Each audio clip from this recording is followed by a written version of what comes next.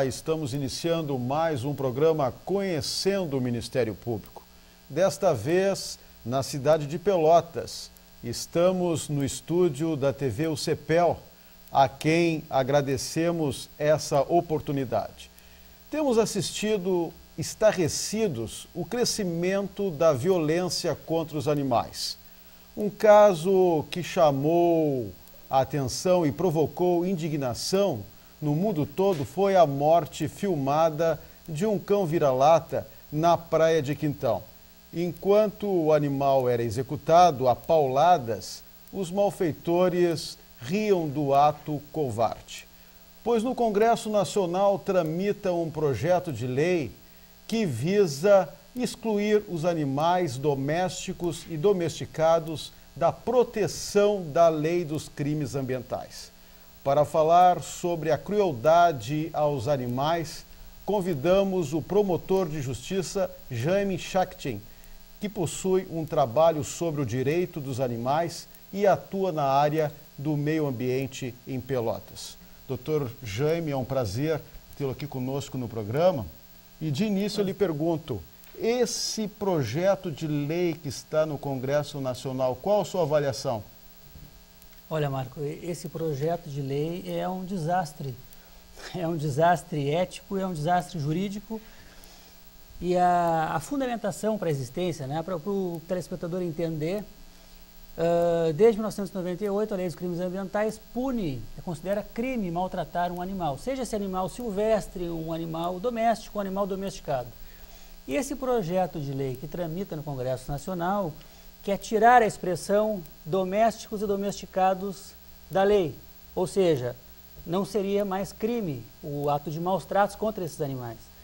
A justificativa é que esse artigo da lei está atrapalhando manifestações culturais, como rodeios e vaquejadas, porque o Poder Judiciário, aqui e acolá, estaria dando sentenças, condenando pessoas por maus tratos que participam dessas supostas manifestações culturais. Então, como o Poder Judiciário estaria aplicando essa lei demais, vamos dizer assim, né, segundo o ponto de vista de quem fez o projeto de lei, então vamos propor um projeto extirpando do artigo 32 da Lei dos Crimes Ambientais a expressão domésticos domesticados. Então, esses animais ficariam sem qualquer proteção. E a conduta não seria mais uma conduta criminosa. E falando em proteção, doutor Jaime, na própria Constituição Federal existe um artigo que protege esses animais. Exatamente. E não há justificativa, e a Constituição Federal, obviamente, não diferencia a proteção para que seja um animal exótico ou animal silvestre, animal doméstico, domesticado. A Constituição, ela prevê globalmente que os animais não podem ser submetidos à crueldade. Então, por isso que eu digo, é um desastre ético, primeiro, estamos diante, né, de um aumento até de casos, né, de maus tratos contra animais domésticos, na grande maioria. Então, é um desastre ético por isso. É um desastre jurídico porque também a Constituição Federal, foi a partir da Constituição Federal que a Lei dos Crimes Ambientais foi editada com a previsão com animais domésticos domesticados. Então, é um absurdo que qualquer pessoa com mediana inteligência pode entender que não há nenhuma diferença, em essência, eu maltratar um animal que seja silvestre ou pegar um pedaço de pau e agredir um animal que seja doméstico. É maus tratos igual, é uma coisa dolosa igual, uma coisa reprovável pelo direito igual. Mas então essa proposta não seria inconstitucional? Exatamente, é o que se sustenta, né, é que essa proposta não seria inconstitucional. Lamentavelmente, a Comissão de Constituição e Justiça do Congresso, num voto que eu considero realmente muito equivocado, entendeu que não haveria inconstitucionalidade e remeteu a PL para o plenário, né? Então, esse ano, possivelmente, pode acontecer essa votação e, claro, todas as entidades de proteção ambiental, as entidades de proteção animais estão tentando, né, estão fazendo um movimento, tentando tomar medidas para alertar os deputados que não aprovem esse projeto de lei por ser inconstitucional e por ser injusto, né? E vai contra os interesses da sociedade, interesses éticos, né? Claro, e tudo isso por causa das vaquejadas, dos rodeios. Exatamente, tudo isso porque algumas pessoas, interesses econômicos, né? Sim. Interesses econômicos de grupos que fazem esse tipo de evento e estavam, né, eventualmente sendo responsabilizados por crimes de maus tratos. Então, por causa disso, o deputado Francisco Nonô, se não me engano o nome dele, ele, que não é mais deputado, é ex-deputado, inclusive responde a umas denúncias ainda por utilização indevida de passagens aéreas, mas ainda esse projeto ainda está tramitando e ele prevê essa aberração ética, né, de desproteger animais domésticos e domesticados. Certo. Como o senhor falou, seria um retrocesso realmente se essa lei vier a vingar. Mas como ficaria se essa lei passasse situações como rinhas de duelos de cães, que nós sabemos que tem por aí? Exatamente. Uma questão importante é que a lei dos crimes ambientais, ela prevê os maus tratos como uma conduta criminosa, mas, né, não prevê nenhuma pena exacerbada, né? Até em outros países, como os Estados Unidos, algumas pessoas praticam maus tratos e são algemadas, a polícia vai lá, leva, podem até cumprir pena, né? Então, no Brasil, nós não temos uma legislação tão assim repressora em relação a isso. Então, não há motivo nenhum para se retroceder ainda mais e nem considerar como crime. Se isso acontecer, o máximo que nós poderíamos tentar um enquadramento e uma contravenção penal, que seria totalmente inócua, né? Então, é um retrocesso lamentável e como tu mencionaste no início do programa, que existe um aumento de casos. Eu não sei se existe um aumento de casos ou se um aumento de denúncias de casos, porque as pessoas, a partir do momento que se transformou em crime, a partir do momento que começou a haver uma atuação do Ministério Público, das polícias ambientais, as pessoas começaram a denunciar mais. Porque essa cultura de violência contra animais, a cultura de crueldades, ela é muito antiga. Sim, existe uma maior conscientização das pessoas. Sem dúvida nenhuma. Hoje as pessoas sabem, nós na promotoria nós recebemos semanalmente denúncias de maus tratos. Isso não acontecia antes, porque as pessoas estão vendo que os responsáveis estão sendo punidos. Sim. Né? Então, quer dizer, é um retrocesso incrível, né? E até uma desmotivação para as pessoas que procuravam denunciar, e às vezes até com algum certo risco pessoal. Agora sabem que não vai dar em nada mais. Nós estamos em Pelotas, doutor Jaime, e eu me lembro que há 3 anos também teve um crime bárbaro contra uma cadela preta. Exato. Também percorreu o mundo, né? Essa violência, uma cachorra que foi amarrada no para-choque de um carro e arrastada pelas ruas da cidade. Como é que ficou esse caso?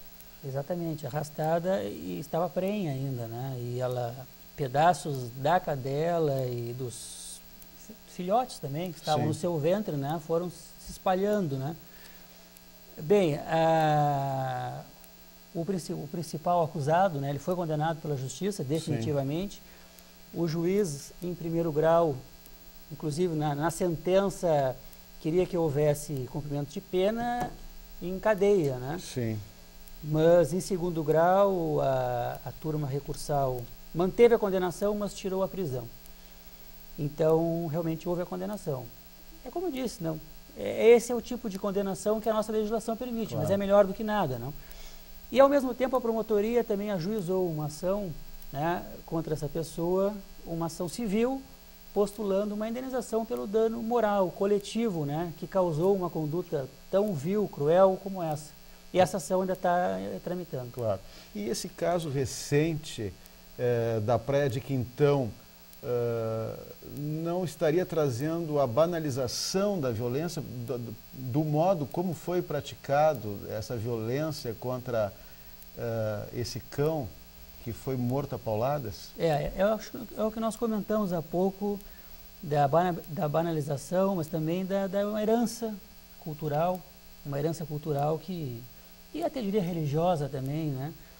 Que sempre nos disse que o ser humano é superior aos outros animais e os animais existem para servir o ser humano. Então, o ser humano, quando se coloca nessa posição de dono do planeta, ele acaba praticando, né, banalizando a morte de um outro ser vivo. Um outro ser vivo que tem os mesmos sentimentos que o ser humano tem, de dor, de medo. Aquele cachorro que estava morrendo lá, assim como a cadela preta, passou por momentos terríveis, né? Momentos de desespero, como um ser humano sentiria, desespero, dor, apreensão. Então, até por uma questão de igualdade de tratamento, né, entre os seres vivos, é uma conduta realmente horrível. Mas, lamentavelmente, né, como eu disse, essa cultura religiosa, essa cultura e essa religião, os ensinamentos da religião que nós herdamos e com dificuldade estamos aos poucos nos desvencilhando deles e vendo, a ciência nos mostra que o ser humano não é superior aos outros animais, e todos merecem um tratamento ético equivalente, mas lamentavelmente isso demora um pouco, né? Claro. Neste caso, o seu colega, o promotor de justiça Ricardo Chinetsky, ele denunciou os 3 acusados e provavelmente serão condenados porque foi um crime que percorreu a internet. Eu, sinceramente, eu tentei ver as cenas e não consegui, né? Eu também não. Eu sou uma pessoa que eu gosto muito de cães, por sinal, mas eu não consegui ver, não sei como eles conseguiram fazer isso, praticar, filmar esse crime, mas é um crime que tem que ser punido, né? Sem dúvida nenhuma, né? Ele decorre dessa desconsideração dos interesses dos animais que existe na nossa sociedade. Sim. Isso está impregnado na legislação, está impregnado na criação, na educação das pessoas, nas escolas. Infelizmente, né? E acontece, claro, capaz de cometer um crime com esse altíssimo dolo, né? Nível de dolo e reprovabilidade, sim, que repugna, né, as pessoas. E agora me recordo que o promotor, o doutor Ricardo Chinetsky, ele nem propôs a transação penal, claro, porque da maneira como foi feito o crime, praticado o crime, né, foi terrível. Corretíssimo. Ele foi muito elogiado, por sinal, né? Por não ter oferecido transação penal, sim, sem dúvida nenhuma. Aqui no caso da cadela preta também, né? O principal responsável também não teve a transação penal, né? Esse acordo, porque as pessoas acham, não dá nada, tu paga uma cesta básica, mas não é bem assim, né? Para delitos menos graves, realmente é possível, a pessoa paga uma cesta básica ou faz uma doação para um órgão ambiental e ela pode se livrar do processo. Mas em casos graves como esse, não existe isso de eu vou pagar uma cesta básica e vou me desvencilhar. E esse caso é justamente um exemplo. O promotor nem quis propor acordo nenhum para os criminosos e vão responder ao processo diretamente e com uma possibilidade grande, né, de serem condenados. Certo. O senhor pegou um caso também recente, uma série de envenenamento de cães num bairro aqui de Pelotas, é isso? Exatamente, na zona das Charqueadas, em Pelotas, há cerca de 2 meses. Se calcula que a partir de 8 cães foram envenenados, mas outros animais silvestres também morreram porque o envenenamento foi feito com um feto de provavelmente oriundo de um abate clandestino, um feto envenenado de uma vaca, e foram colocados em vários locais dessa zona das Charqueadas, e aí, assim, além dos cachorros morreram, animais silvestres que também eventualmente se alimentaram desses restos, né, de carne, também morreram. Então nem se sabe ao certo exatamente quantos animais morreram, mas se tem que no mínimo uns 8 cães. Certo. E olha, Marco, eu vou dizer que infelizmente, né, esse é um caso de envenenamento. Nós temos vários casos de envenenamento na promotoria hoje, tramitando investigações, temos casos no Poder Judiciário. Temos um caso de uma mesma pessoa que envenenou mais de 15 cães, né, ao longo de 2 anos. O que leva uma pessoa a fazer isso, doutor? Em primeiro lugar, é covardia, né? Um ato de extrema covardia, provalecimento das condições do animal, de repente estar com fome, né, e pensar que está se alimentando e está, na verdade, morrendo de uma forma que quem já presenciou a morte do animal por envenenamento é realmente uma morte horrível, uma morte agônica. O animal fica, às vezes, por vários minutos ou até algumas horas sofrendo antes de vir a morrer, né? E dificilmente se consegue reverter isso. E o que leva realmente é isso, né? É achar que a morte de um animal não vale muito. Claro. Né? Nós estamos aqui falando de coisas tristes, mas uma coisa positiva que podemos saudar, digamos assim, foi essa lei estadual que foi sancionada recentemente, que é contra o extermínio de gatos e cães de rua. Exatamente. Essa lei estadual, a Lei 13.193 deste ano, ela vem ao encontro do que se entende hoje na Organização Mundial de Saúde, né, a respeito de controle de população de cães. Existe também um projeto de lei similar tramitando no Congresso Nacional, que ainda não foi aprovado, mas nós esperamos que seja também. Aquela ideia, né, de simplesmente capturar animais, que tem muito cachorro e gato na rua, então captura e mata, além de ser uma medida sem justificativa, que não encontra justificativa ética, ela não resolve o problema, nunca resolveu, é uma medida cara, e a Organização Mundial de Saúde há muito tempo já dizia que os governos têm que ter uma política permanente de castrações e esterilizações de animais de rua. Essa política permanente, ela vai reduzir as populações caninas a médio prazo. Né? Então é isso que tem que ser feito. E essa lei vem em boa hora, em todo o estado do Rio Grande do Sul. Felizmente, aqueles centros de extermínios de cães que nós tínhamos estão proibidos. Certo. Cães sadios, cães que não representavam perigo nenhum a qualquer pessoa, eram simplesmente mortos por não terem um dono. Certo. Agora, em outubro, em Porto Alegre, vai ocorrer um evento grande, uma jornada que fala sobre a convivência com os animais urbanos. O senhor vai estar lá como painelista também? Exatamente. 22 de outubro, agora a data prevista, né, quase confirmada, a Prefeitura de Porto Alegre e o Movimento Gaúcho de Defesa Animal estão promovendo essa primeira jornada Convivendo com os Animais nos Centros Urbanos. E o título é muito feliz, né? Convivendo com os Animais nos Centros Urbanos. Por que convivendo? Justamente parte dessa premissa de que existem outros seres vivos ao nosso redor, né? E a presença do ser humano num determinado local não deve significar a extinção de todos. Então, nós não somos os donos do planeta. Né? Se existe uma cidade aqui, bem, então nós não podemos ter um animal de rua. Né? Isso é uma premissa equivocada. Então, justamente que esse encontro que a Prefeitura de Porto Alegre está promovendo, junto com o Movimento Gaúcho de Defesa dos Animais, é trazer essa questão de como conviver com os animais nos centros urbanos, como resolver os problemas decorrentes dessa convivência dos animais nos centros urbanos. O que são esses problemas? É a população, superpopulação de cães de rua, que é uma coisa que nenhum protetor de animais gosta dessa superpopulação de cães. Ele acha que eles não devem ser mortos por causa disso, tem que ser feitas medidas. Mas ninguém gosta de ver esses cães abandonados à sua própria sorte, passando fome, né? Então, a questão de animais de rua, a questão de crueldade com animais, também é uma outra questão de convivência do ser humano com esses animais, a questão da comercialização de animais, que está na raiz de muitos problemas que nós temos em relação aos animais. Então são esses temas que vão ser debatidos nessa jornada agora em outubro. E qual é a orientação que o senhor dá aos administradores? Olha, não tenho a mínima dúvida, né, de que todas as prefeituras, né, deveriam, a partir dessa própria lei estadual,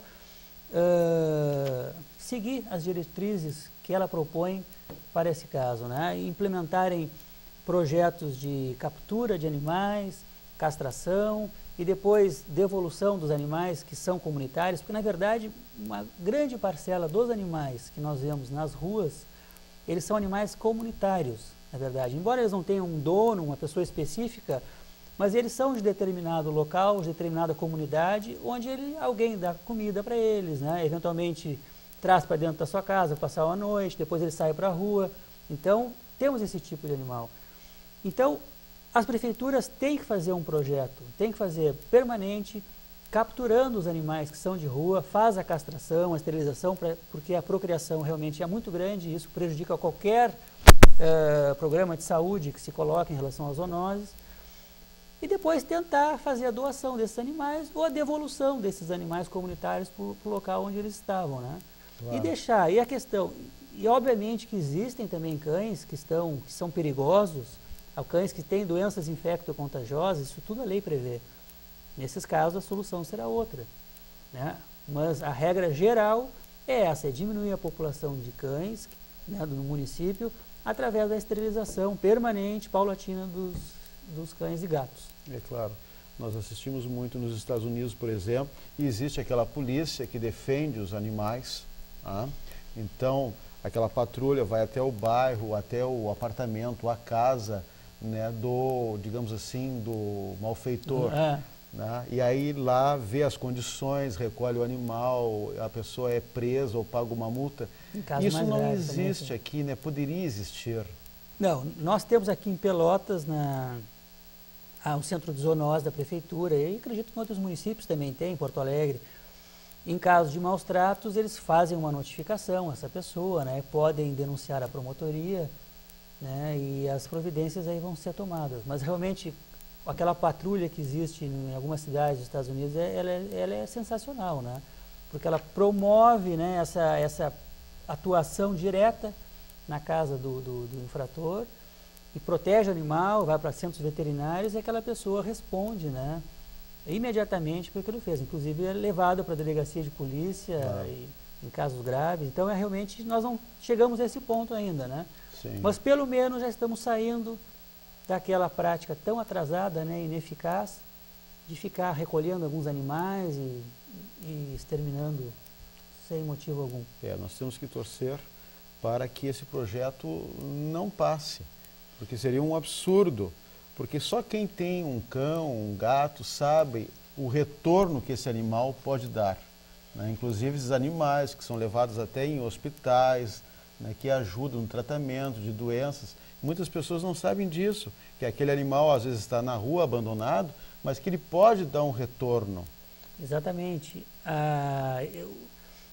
Como tu mencionaste, nós temos vários projetos também aqui em Pelotas de animais que são usados para auxílio de pessoas com deficiência mental, para o tratamento de idosos também, com Alzheimer. Então, os animais, esses animais de rua, na verdade, a maioria eles são animais carentes, né? Que se tiverem uma residência, um lugar que eles encontrem alimentação e carinho, eles vão dar um retorno espetacular, né? Então, o que há necessidade, assim, Marcos, sem querer também desbordar do assunto, mas há uma necessidade, realmente uma mudança no padrão ético das pessoas em relação aos animais. Hoje, infelizmente, assim, um dado que eu li recentemente, até a metade do ano, no Brasil, já haviam sido mortos mais de 1 bilhão de frangos em matadouros, né? E mais um número enorme de outros animais. Então, infelizmente, até o título do artigo se chamava País Matadouro. Então, é difícil num país onde nós matamos bilhões de animais, né, para alimentação, quando nós sabemos que existem outras formas mais saudáveis, que respeitam mais o meio ambiente, mais éticas de alimentação, né? É difícil que esse tipo de coisa não continue acontecendo, porque lamentavelmente o homem se coloca numa posição antropocêntrica de se achar o centro do universo, a figura central e principal da natureza. E nessa posição, enquanto ele estiver, os animais vão continuar sofrendo. Certo. O senhor tem um trabalho que fala justamente na defesa, no direito dos animais. Exatamente, porque a questão dos animais, esses animais de centros urbanos também, sofriam muito em aulas nas universidades, nas aulas de vivissecção, na curso de biologia, farmácia, medicina. Então a questão dos direitos dos animais, ela transborda realmente maus tratos, extermínio de cães em zoonoses. Nós temos questões importantíssimas e gravíssimas, éticas importantíssimas a respeito dos animais, também em pesquisas, né? Quando nós sabemos que hoje muitos produtos cosméticos que são utilizados pelas pessoas são testados em animais, quer dizer, o animal é retirado do seu habitat e padece de crueldades, né, incontáveis para uma pessoa usar um batom, né? Ou então para a pessoa usar um casaco. né? Então, a questão dos direitos dos animais, ela transcende essas questões de convivência de centros urbanos com animais de rua e controles de zoonose. É uma questão mais profunda que tem que ser enfrentada pelo ser humano se nós quisermos evoluir eticamente, né? Sim. Nós estamos chegando ao final do nosso programa, doutor. Eu gostaria que o senhor desse aquela mensagem para seus colegas que atuam na área do meio ambiente, na defesa dos animais, mas também às pessoas que estão em casa, né, e que têm os seus animais, ou que veem os animais ali e nada podem fazer. Exatamente. Olha, as pessoas, o momento, né, eu posso dizer que o momento, depois dessa lei estadual, vamos dizer assim, a bola está com o poder público, tá? Porque aquela prática tão, né, fácil, entre aspas, de não fazer nada em relação ao problema de animais de rua, e quando a situação está meio insustentável, desaparece com alguns animais por um tempo, quer dizer, isso realmente acabou, né? Então as pessoas têm que pressionar o poder público, né, o seu vereador, a pessoa que ela votou, o seu deputado, para que sejam implementadas políticas públicas de controle das populações.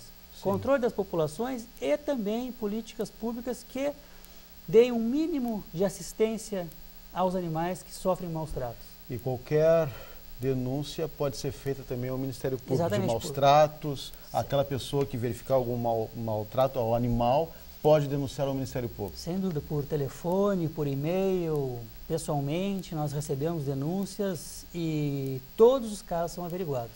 Ok, então, Dr. Jaime Schachtin, aqui de Pelotas, que atua na área do meio ambiente, mais uma vez, obrigado pela sua participação. Eu que agradeço a oportunidade. Parabéns pelo seu trabalho, pela sua atividade aqui na cidade, na defesa dos animais.